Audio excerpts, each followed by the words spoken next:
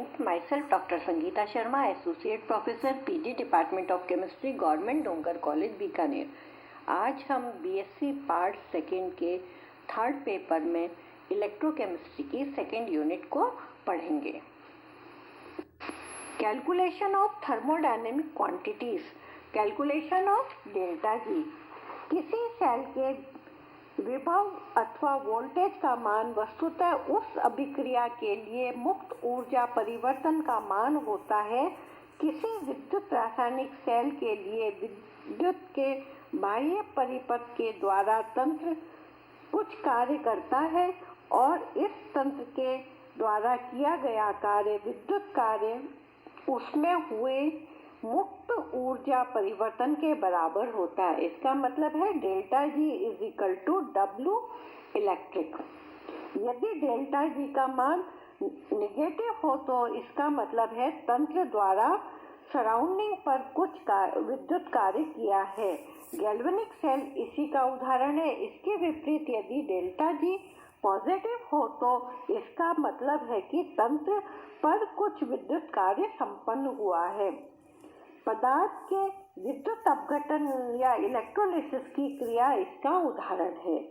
किसी electrochemical cell के लिए जिसके दोनों इलेक्ट्रोड के ईएमएफ का मान ई सेल हो तो उसके द्वारा किया गया कार्य W electric is equal to minus n F E cell के बराबर होता है। यहाँ पर एफ फैराडे स्थिरांक व n इलेक्ट्रोड के मोलों की संख्या है और मुक्त ऊर्जा परिवर्तन delta G is equal to minus n F E cell होगी।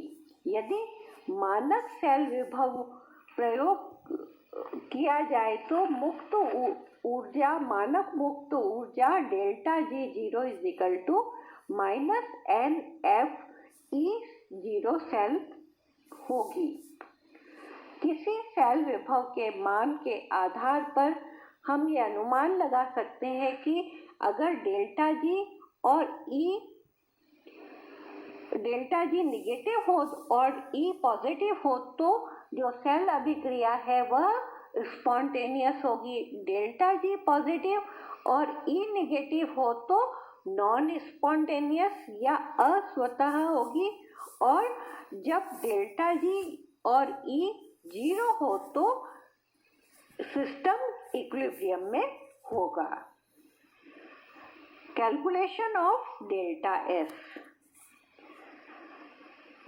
हम जानते हैं कि n F E is equal to minus delta G होता है। इस समीकरण को स्थिर दाब पर ताप के साथ अवकलित करें तो n F delta E upon delta T at constant pressure is equal to minus delta delta g upon delta T at constant pressure is equal to delta s या delta E upon delta T at constant pressure is equal to delta S upon n f. ताप गुणांक व entropy के मध्य संबंध को दर्शाता है। विलयनों के एंट्रोपी परिवर्तन के मान बहुत कम होते हैं। यदि सेल में कोई गैस इलेक्ट्रोड नहीं है तो उसका एंट्रोपी परिवर्तन बहुत कम लगभग 50 J के इनवर्स होगा। उस स्थिति में सेल के ताप गुणांक का मान 10⁻⁻4 या से 10⁻⁵ V के इनवर्स होगा। इसके अतिरिक्त एंट्रोपी परिवर्तन स्वयं ताप से बहुत कम प्रभावित होता है। यदि जो delta E upon delta T वाला समीकरण है इसको ताप टी जीरो से किसी ताप टी के मध्य समाकलित किया जाए तो E T is equal to E T zero plus delta S upon n F T minus T zero प्राप्त होगा, जिससे हम डेल्टा एस कैलकुलेट कर सकते हैं। Calculation of delta H. जो हमने अभी समीकरण पढ़ा था delta T equal to delta T zero plus delta S minus delta S upon n F T minus T zero की सहायता से हम ऊष्मा गतिकी गुणों डेल्टा एस और डेल्टा जी और डेल्टा एच को ज्ञात कर सकते हैं, क्योंकि delta H is equal to delta G plus T delta S होता है और डेल्टा जी माइनस एन ई एफ के बराबर और टी डेल्टा एस होता है n F delta E upon delta T at constant pressure. तो इस समीकरण की सहायता से हम डेल्टा एच कैलकुलेट कर सकते हैं। कैलकुलेशन ऑफ के, किसी सेल के परिपथ में तभी तक इलेक्ट्रॉनों का प्रवाह जारी रहेगा जब तक कि दोनों इलेक्ट्रोड के मध्य कुछ विभवांतर हो, लेकिन यदि विभवांतर समाप्त हो जाता है तो अभिक्रिया में साम्य स्थापित हो जाएगा। फॉर एग्जाम्पल, लिनियर सेल में जिंक कॉपर आयन से रिएक्ट करके जिंक आयन और कॉपर देते हैं। इस अवस्था में कॉपर आयन व जिंक आयन की सांद्रता भी साम्य में हो जाती है और इस साम्य के लिए साम्य स्थिरांक के इजिकल टू के सी इजिकल टू जिंक आयन की कंसंट्रेशन इक्विलिब्रियम पर अपॉन कॉपर आयन की कंसंट्रेशन एट इक्विलिब्रियम।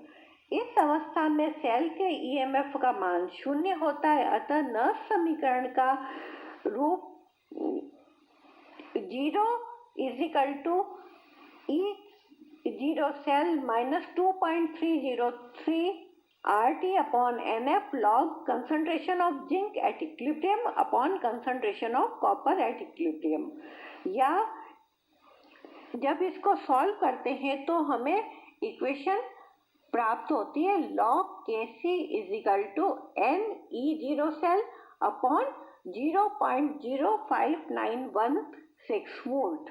अतः किसी अभिक्रिया के लिए n व ई जीरो सेल ज्ञात होने पर उस अभिक्रिया के साम्य स्थिरांक का परिकलन किया जाता है। E0 cell equal to E0 cathode minus E0 anode होता है। अतः अर्ध सेल के विभव ज्ञात होने पर हम साम्य स्थिरांक की गणना कर सकते हैं। फॉर एग्जाम्पल, फेरिक आयन और टिन रिएक्ट करके फेरस और SN4 प्लस आयन देते हैं। इसके लिए साम्य स्थिरांक की गणना करने के लिए सर्वप्रथम हमें इस समीकरण को दो आंशिक समीकरणों में विभाजित कर देंगे, मतलब ऑक्सीडेशन और रिडक्शन वाली समीकरण अलग कर देंगे। जो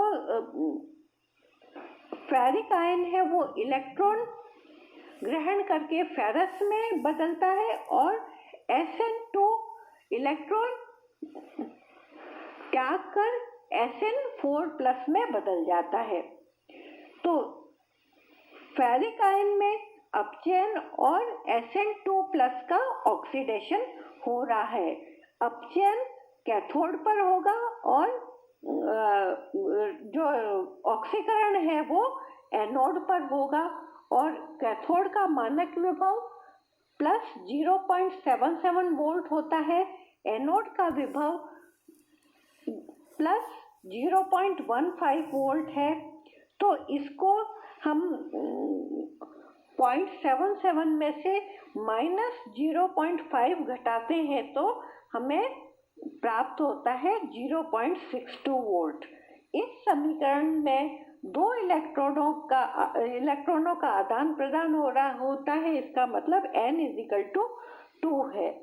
तो इनका मान अगर हम लॉग के सी वाले समीकरण में रखें तो इसको सॉल्व करने पर ये 21 आता है और 21 का एंटीलॉग लेने पर Kc = 10⁻21 प्राप्त होती है। इस प्रकार हम K की कैलकुलेशन करते हैं।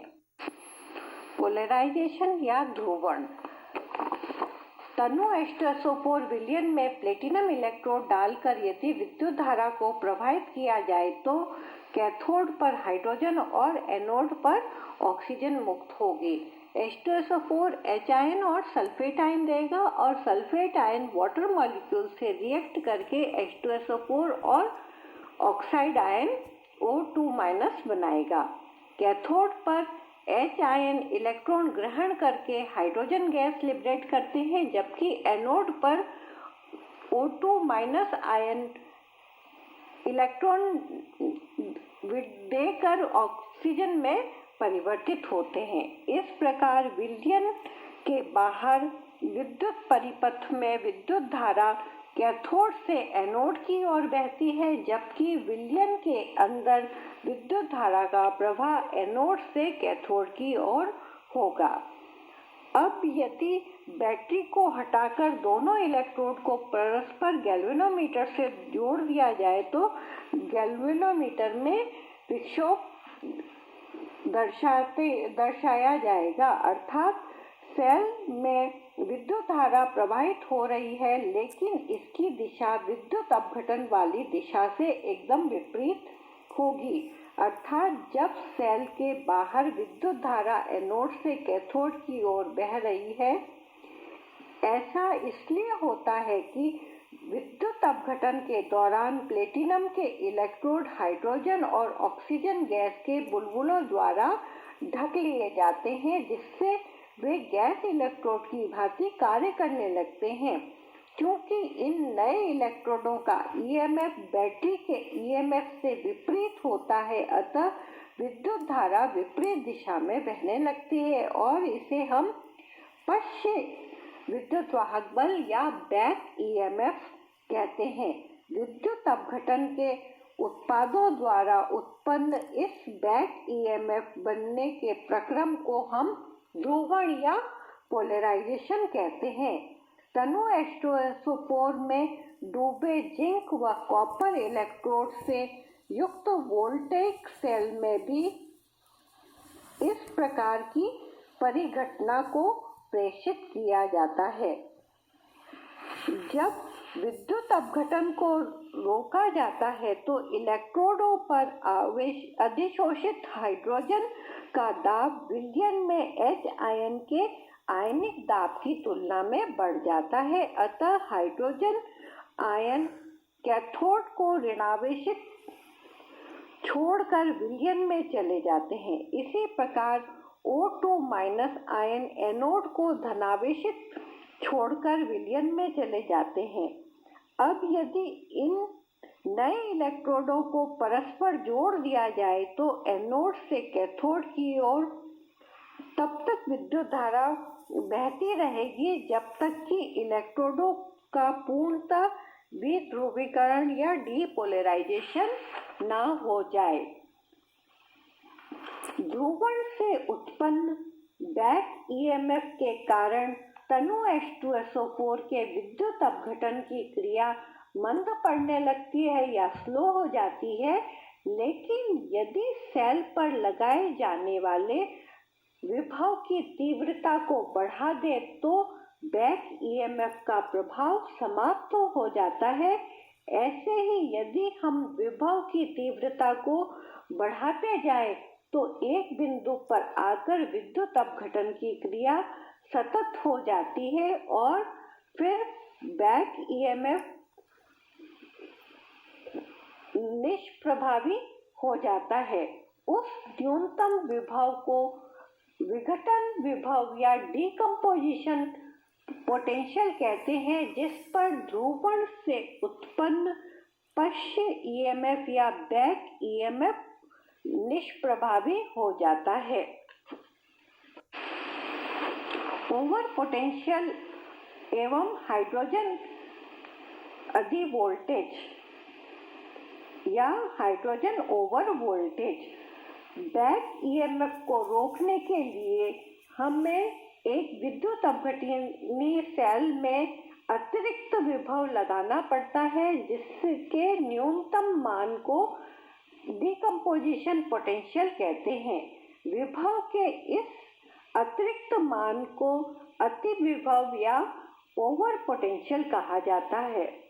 थ्योरेटिकली लेड के मानक इलेक्ट्रोड विभव का मान -0.12 वोल्ट है। अतः यदि लेड लवण के अम्लीय विलयन का विद्युत अपघटन कराया जाए तो कैथोड पर हाइड्रोजन गैस मुक्त होनी चाहिए, लेड नहीं। लेकिन वास्तव में ऐसा नहीं होता है।